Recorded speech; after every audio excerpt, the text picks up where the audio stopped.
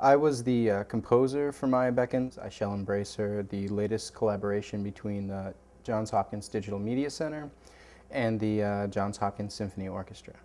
Maya Beckons was written for full orchestra and electronics. The electronic realization was created by Matt Sterling and myself and performed with the Hopkins Orchestra.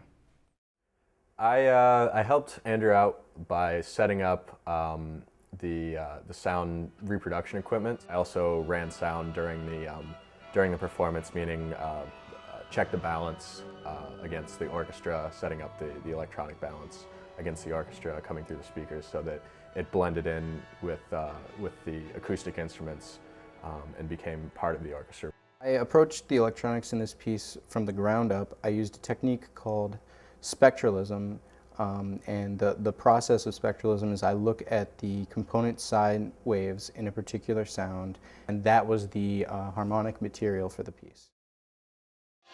I was also very interested in incorporating live electronics into an orchestral setting because they're interactive, they respond to performers instead of being a fixed medium. I also chose to focus on the harp and keyboard. From my experience with the harp, it's a very quiet instrument. And so I thought to myself, how can I make the harp stand out? And so I decided to concentrate the live processing on the harp. I wrote the software that we used during the performance in Max MSP. That is an interactive object-oriented programming language, and MSP is specifically signal processing. The harp signal is captured by microphones and then sent to the computer and processed in software. The keyboard is a controller that sends data to the computer. That data is then interpreted in the computer and used to determine pitch, volume, and duration of particular samples. I use several samples in conjunction with the keyboard. A Nepali bell, a djembe sample, and a sample of me hitting a wine glass with a drumstick. It was really great to work with the DMC. Andrew Cole was really on the ball with this project, and he had great assistants, Matt Sterling, for instance.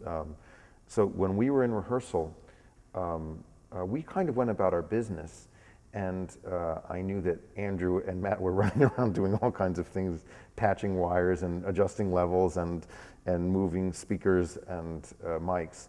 But really, for the most part, we were left to do what we needed to, and then as we would rehearse sections, there'd be more and more electronic sounds that would sort of gradually bloom forth. Andrew wrote a piece for us that was sonically very sensual. There were all kinds of beautiful sounds. I noticed that the minute I opened the score. And the orchestra, I think felt the same. They were really intrigued by the collaboration between the electronics and the music, and I think they were amazed at how seamless that all seemed to become. But the end result was great, and the process was really just a joy.